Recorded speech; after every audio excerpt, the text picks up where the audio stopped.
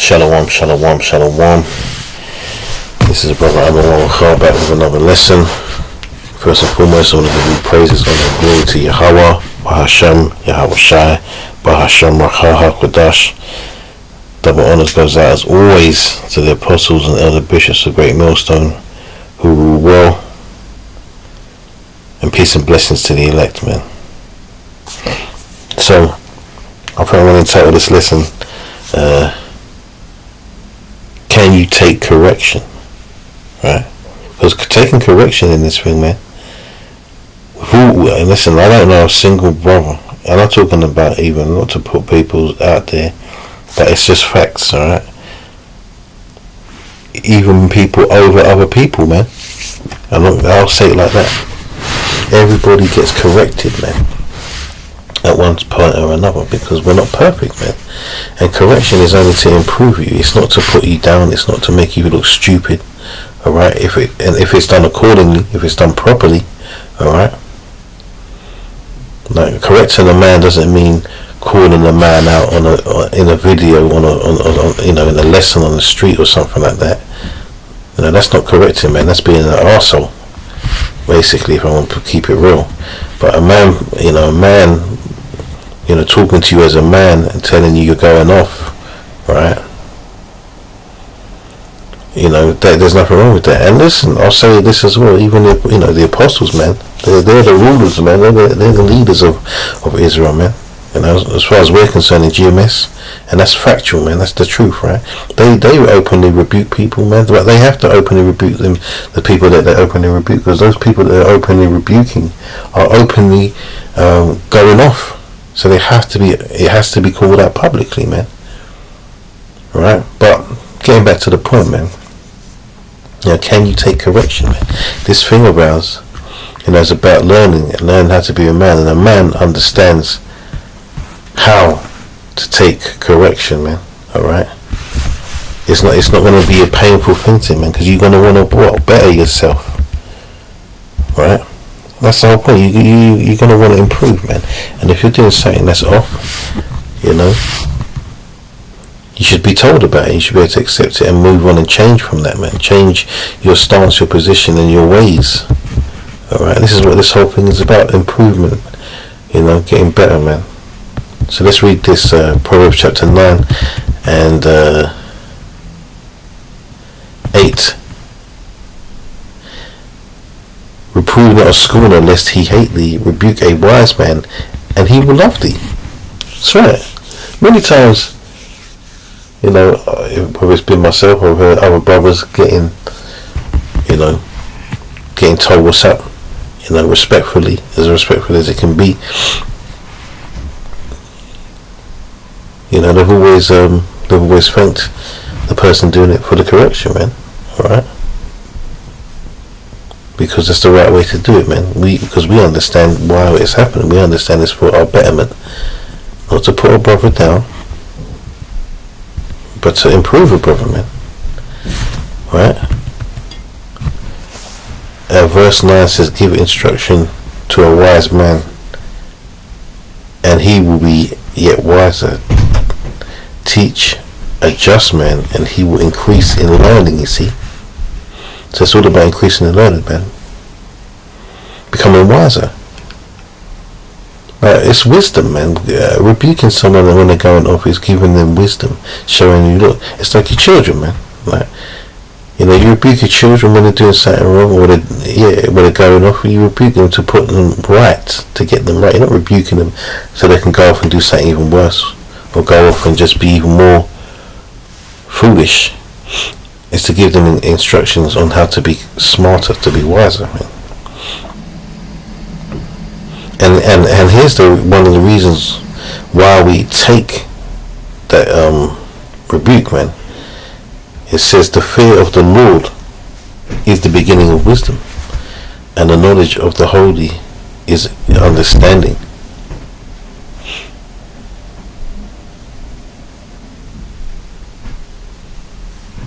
So straight up, we fear Yahweh Shem Shah, man, and we know our instructions are to take these things, man, for our betterment, not to buck up against men over us, man. that have been put there in the spirit to be over us. Right? Ain't about that, man. You know, can you, let's say you're a 50-year-old man, can you take rebuke from a 25-year-old man? Right? You live twice his age, and he's telling you. Are you capable of doing that? And I'm not talking about anyone in particular. There's just a contrast, the spectrum to give you an understanding of what I'm talking about, man. It might be a man older than you, it might be the same age as you, man, but it could be a man younger than you. Can you take that? Can you take that, man?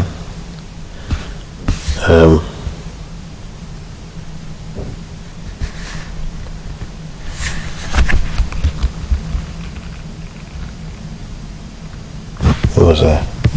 That was 17. I want.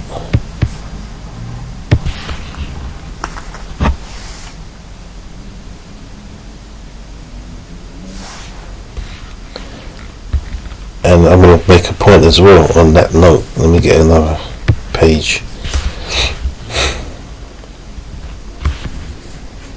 Because age, and Leah said it herself, man. Age ain't nothing but a number, right? Sometimes. Oh my God, I've gone too far. Right? But being a man of the Lord, man, the Lord sets it up in a certain way. Set it up in a certain way. If He sets it up where a man younger than you is over you, then that's it, man. Either you want to be in this truth or you don't. So you have to take that. Not even you have to take that. You should take that. This is Job 32:9. It says, "Great men are not always wise, neither do the aged understand judgment." So age doesn't come along with wisdom, man. Age and wisdom don't always go hand in hand. In this world, you'll find that age and wisdom very rarely go hand in hand, man. If we want my honest opinion on that. So this is back in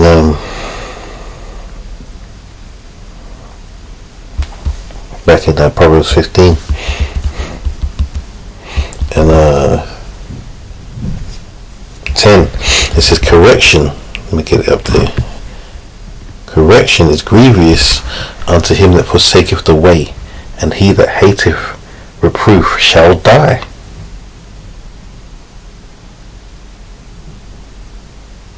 Alright? Hell and destruction are before the Lord, how much more then the hearts of the children of men? A scorner loveth not one that reproveth him, neither will he go unto the wise.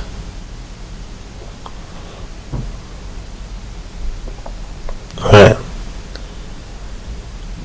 Let's read 10 again.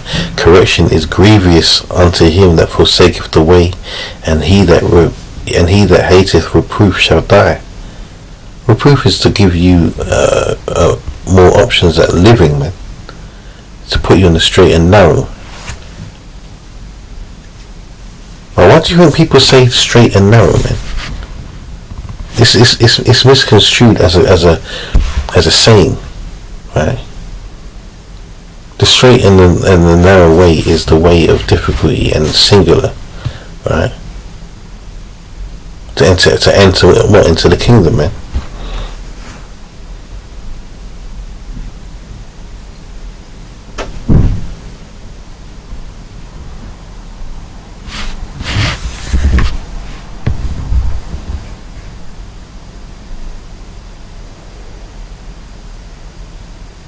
Let's go to the Apocrypha. Let's go to Sirach. I'm not going to be too long in this. I can barely keep my eyes open.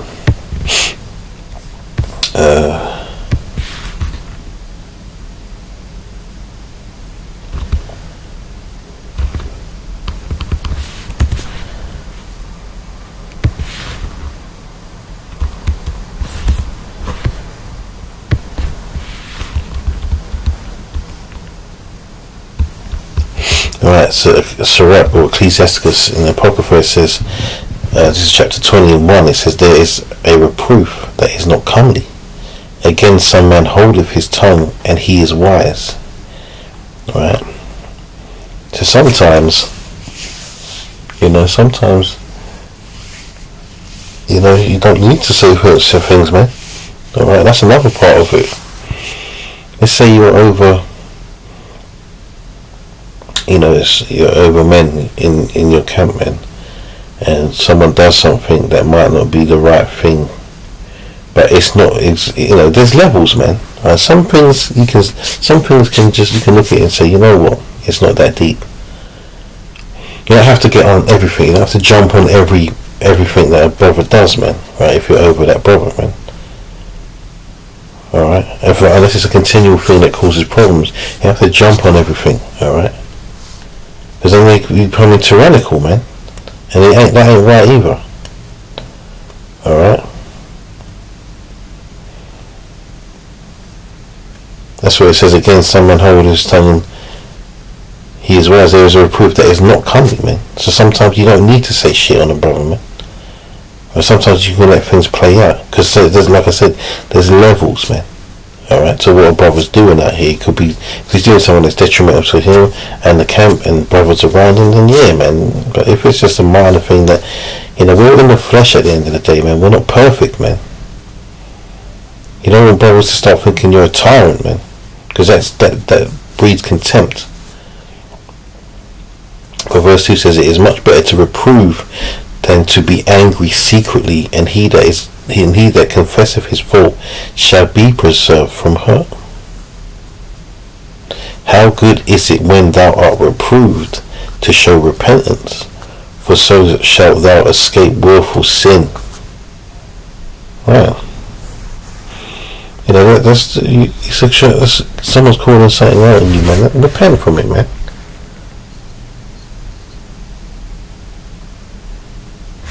Right, because there's guys that I want to get this. There's guys that they find a myriad of excuses to keep doing the shit they're doing, man, and they want to be told. All right. As a man, you should know when you're going off, man. All right. You should be. Good scripture says to examine yourselves daily, man. All right. So you should know when you're going off. All right. So this is Sirach still, verse 30, chapter 32, verse 17. It says, a sinful man will not be reproved, but findeth an excuse according to his will. Right? That's always trying to be people. These guys trying to be right all the time, man. Right? You're sinful, man, and you're gonna probably be destroyed, man. All right? But this truth probably isn't for you. Them guys that buck up against the order, right? It's not for you, man.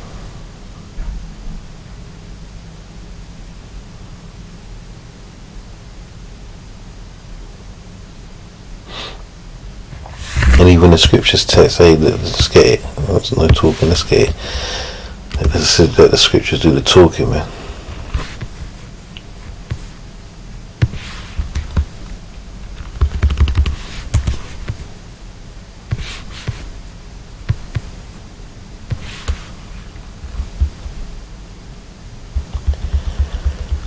Second Timothy chapter 4:1, it says, I charge thee therefore before Yahweh and the Lord Yahweh Shah who shall judge the quick and the dead at his appearing and his kingdom. The quick is those in this truth, man, the elect, alright, and the multitude of the elect, man.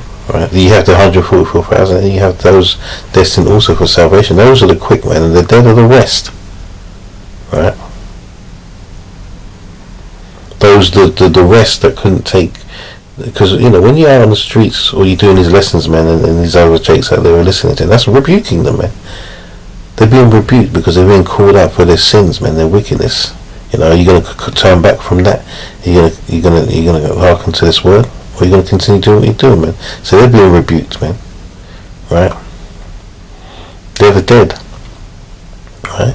Verse 2 says, preach the word, be instant in season, out of season, reprove, rebuke, exhort with order, long suffering and doctrine. Right? So you're supposed to rebuke, man. Rebuking is part of this Right? Not like the Christians, man. Everything is love, love, love, and it's all fake, man. It's like I should have said antichrists or anti-Christians, man. They're just fake.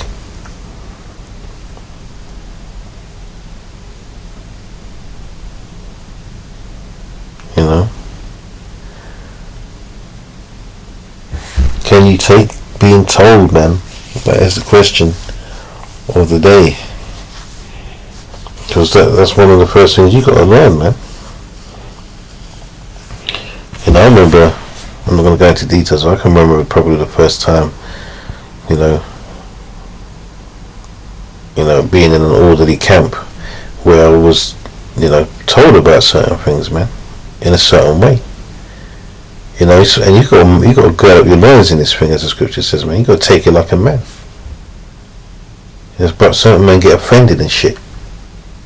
Want to start crying to other brothers. I'm not talking about any experiences that's happening now. I'm just saying, how the men's minds work. It's obvious. We've seen it, out and about there in other places, other camps. Or men that have gone, men that have come and gone, they can't take rebuke, man.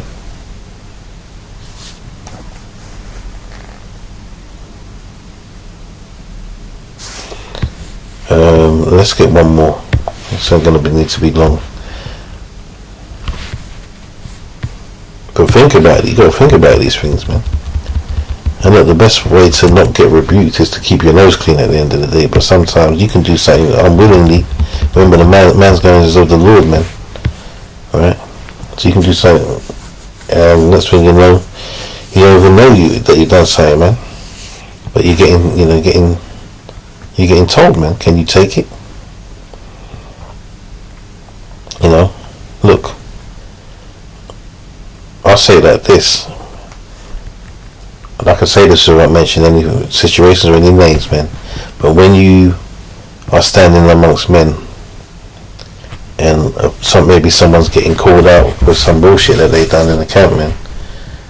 In front of the brothers, man. Can you take that? Can you take that, man? Because some men are all up in their feelings out there. They want to fight over that shit. In the world, them worldly niggas, they want to fight over that shit, man. But we have to be different, man. It's all for correction, man, and learning and examples, man. Let's read this and I'm going to close out, man. It's a simple one. Proverbs chapter 27 and 5. Open rebuke is better than secret love, man. Because you know what? That open rebuke in front of, to the person's face and in front of other people as well, other brothers, man. It gives it gives examples for learning for everybody on how to move, man. I've learned things watching other men, being rebuked for something they've done, man.